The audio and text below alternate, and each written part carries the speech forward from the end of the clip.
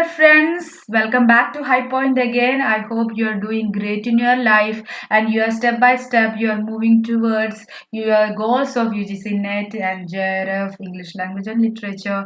So in this video, like you are seeing now, we are going to learn about Philip Sidney. Philip Sidney belongs to the Elizabethan age and he is one of the greatest poetic critic of this age.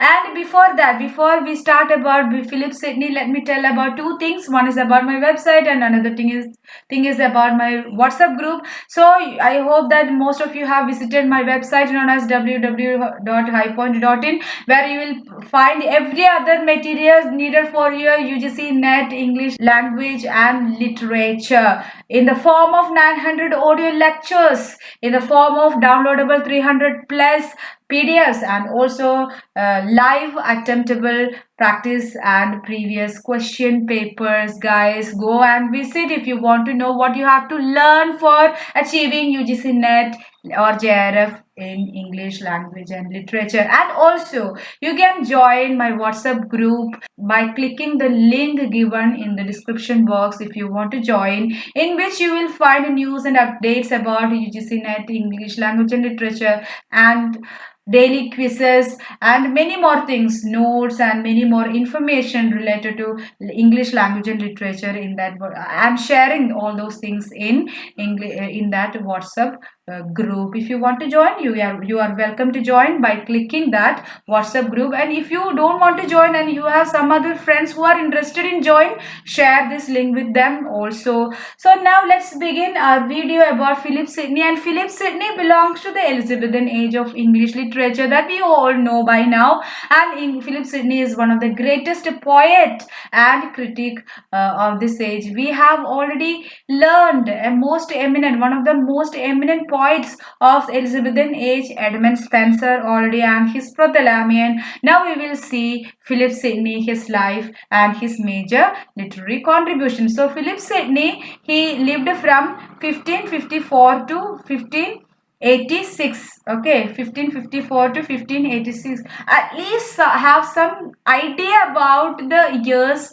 that he lived. Not only about Philip Sidney but also every other eminent person. You have to know at least the range from which year, from which year to which year an eminent person lived. Otherwise you cannot figure out. This will be helpful when you have to arrange the works of a group of works chronologically. Okay, this will help you in many ways, believe me, to knowing years. If you memorize it, then that will be great. I hope you are sitting with a paper and pen in order to take some notes down. So otherwise this will be, I have created elaborately explaining slides so that you can pause and you can take down even if you are not listening very clearly what I am saying. Okay, you have to listen anyway, but because I am adding some points that you may not find in the slide, I don't want you to miss that. So don't skip the video, because in between you will miss some important points. I don't want that to happen. So Philip Sidney, this is the man, Philip Sidney. He's a great poet critic of Elizabethan age. Now let's see some details about his life. He was born at Penhurst, a place in Kent. Okay, so he was born at Penhurst, a place known as Penhurst in Kent. Kent is another place. And his father was close companion of the young King Edward the Fourth. So his father, Philip Sidney's father, he was a close companion of the young King Edward the Fourth and continued to serve his country under Queen Mary and later Queen Elizabeth. So he served many kings, Edward IV and Queen Mary and later Queen Elizabeth. And his mother and his sister were also politically eminent figures. His mother means Philip Sidney's mother, and also his sister. So they were also politically eminent persons. So he always had an exposure to such kind of things. And he studied at Christ Church, Oxford, but left without taking a degree in order to travel through the continent. So traveling through the continent of Europe attracted to him more than taking a degree from the college. So even though he started his study degree in Christ Church, Oxford, in Oxford, but he left the college without taking a degree. And he traveled through France, Germany, Italy, and Austria. So this gave him immense exposure not only to the literature but the culture of the land and people of the land and the language as well.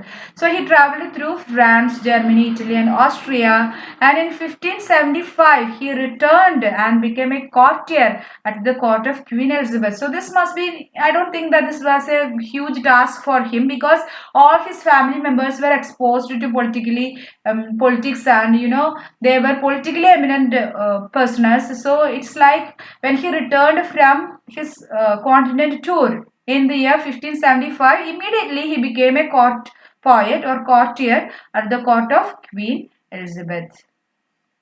And he made an acquaintance with Penelope Devereux. So he made an acquaintance, he made a kind of relationship with Penelope Devereux, and the eldest daughter of Lord Essex. So Penelope Devereux, she was the eldest daughter of Lord Essex, and she was only 12 years old when he made an acquaintance with Penelope Devereux. And this led to nothing. This relationship, this acquaintance led to nothing, but she was a great influence over him initially, and Sidney dedicated his Astrophil and Stella to her. Okay, so remember this point. This is the point that we have to remember, that Sidney dedicated his work Astrophil and Stella. This is a sonnet sequence, Astrophil and Stella, to Penelope Devereux. Okay, and later Sidney got married to Frances Walsingham in 1583. So later, even though he made acquaintance with Penelope, he got married to Frances Walsingham in 1583. And in 1583, he got the title of knighthood. So he was knighted in the year 1583. And he wrote a bold letter to the Queen Elizabeth expressing his opposition to the match between the Queen and Duke of Anjou, the Roman Catholic heir to the French throne. So a rumor was spread like this. During that time, a rumor was there that Queen Victoria is going to get married to the Duke of Anjou, who is a Roman Catholic. So in England, you cannot find that England's people, and especially the royalty and all, they were not in favor of Roman Catholics, because they had England's Christian religion is different. England was not approving any pope and all.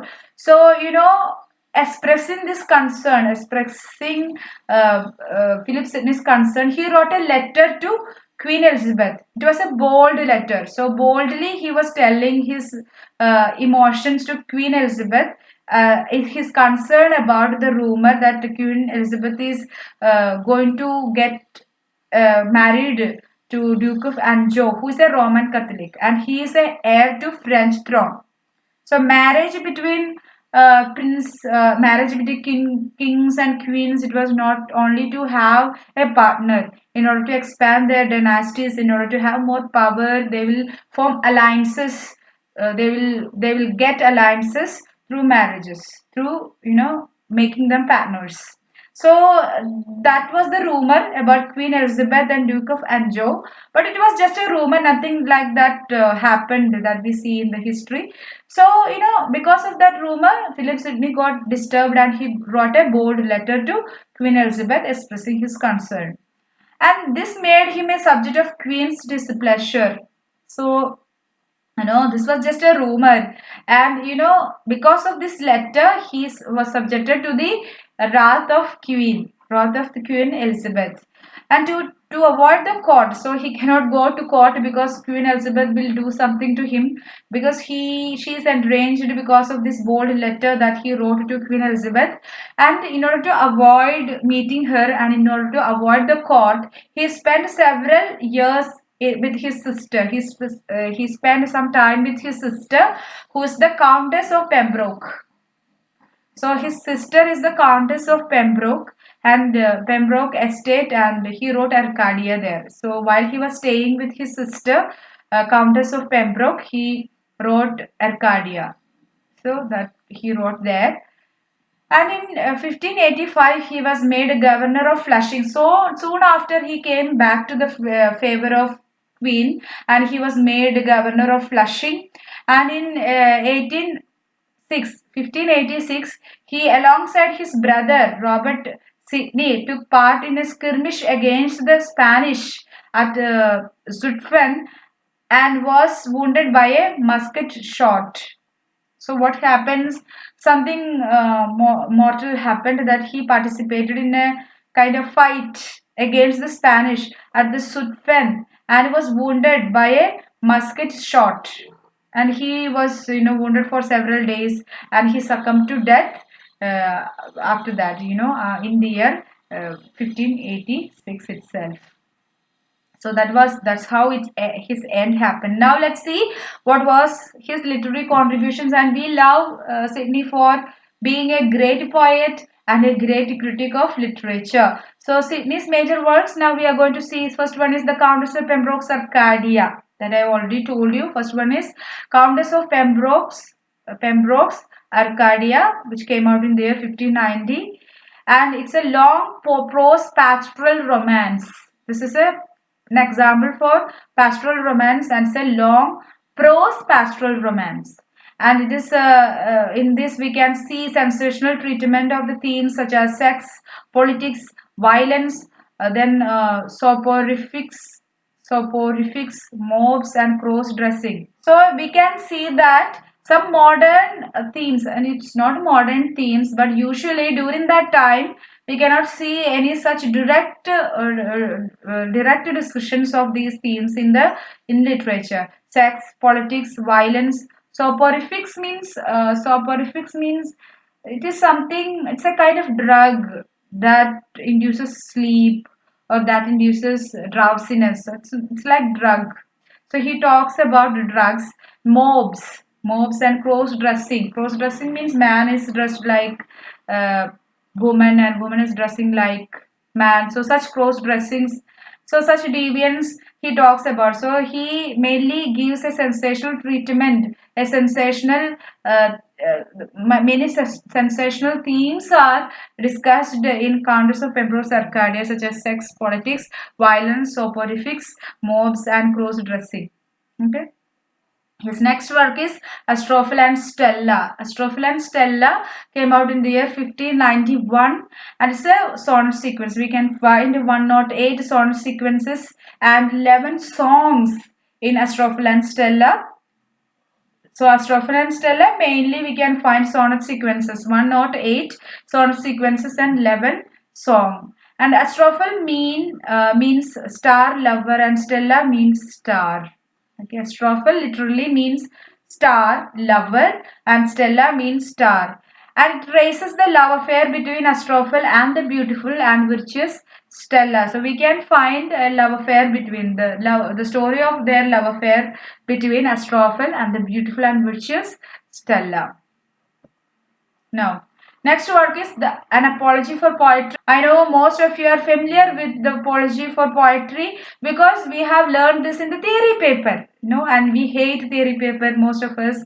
So I'm here to make it simple because we will have a separate and individual video about an apology for poetry. An apology for poetry, that we can see that it came out in the year 1595, and it is a spirited defense of poetry. It's a very rigorous and spirited and such a spirited defense of poetry against all the charges laid against it. See, there were charges laid against poetry, like poetry is the mother of all lies, and it's a school of abuse. So such kind of abuses, such kind of allegations were there against, charges were there against poetry. So he actually defended, Philip Sidney defended, as a great poet of the time. It is his duty, right?